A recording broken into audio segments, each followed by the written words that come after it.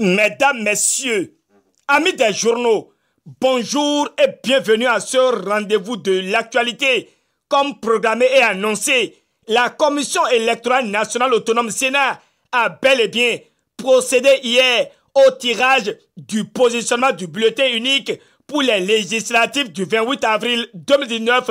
Le confrère de la matinée s'en désole et signale que la Sénat a acté, malgré les vagues de protestation contre la poursuite du processus électoral dans notre pays. Cet avancement est jugé irréversible selon le Béninois libéré, car la Sénat vient de donner le top. Le matinal certifie cette information et brandit le spécimen du bulletin unique.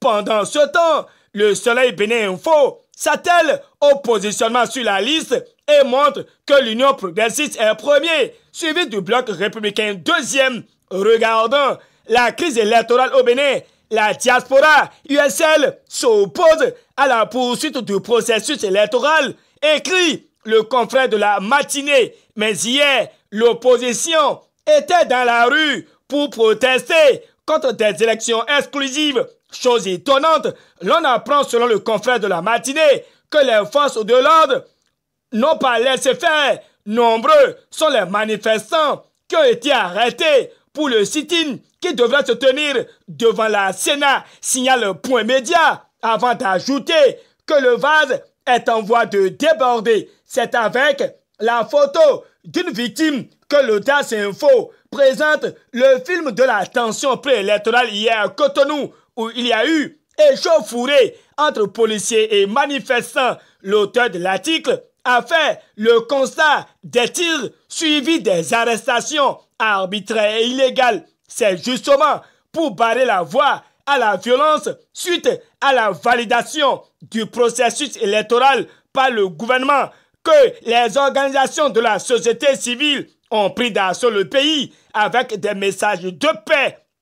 Le potentiel nous éclaire à cet effet et dénonce tout de même qu'elle fustige toutefois l'absence de certains partis politiques aux législatives prochaines, informés de la décadence de la situation politique dans notre pays. Le Nouvel Observateur nous apprend que la diaspora USL dénonce et avertit, selon elle, devant l'évidente volonté du président Patrice Talon de biaiser le jeu politique national. La diaspora USL d'Afrique, d'Europe et d'Amérique se déclare prête à prendre ses responsabilités et à travailler ardemment pour une restauration immédiate des fondamentaux de notre démocratie. Le Nouvel Observateur signale qu'il ressort de ce qui précède qu'aucun citoyen de la diaspora ne saurait reconnaître dans des élections d'où serait absente l'opposition béninoise.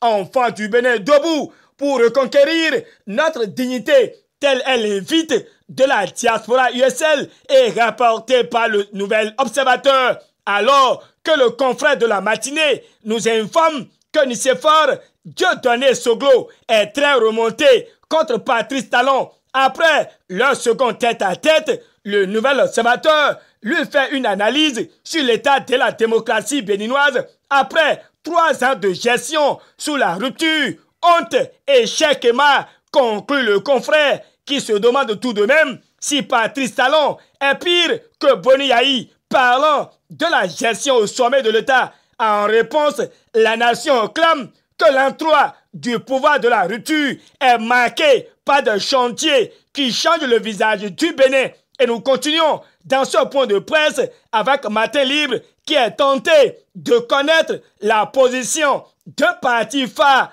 au sujet des législatives non inclusives avec la photo de Maître Adrien Humbedi. Matin Libre ironise et présage que le PRD est toujours en train de rédiger sa déclaration. Imaginons que le parti des Choco terminait sa déclaration. Va-t-il toujours rester dans la mouvance pour épouser les idéaux de Patrice Talon ou le parti prendra la clé des champs comme cela a été le cas du parti Dynamique Unitaire pour le développement de Valentin Aditi Roudé, Wait and see, en attendant la réaction du parti du renouveau démocratique, le Béninois libéré nous fait le point des activités politiques de l'Union progressiste qui a tenu une conférence de presse hier à Cotonou, à Moussoublino, envoie ses candidats vers les populations, martèle le journal de Aboubacar Takou, même son de cloche par le télégramme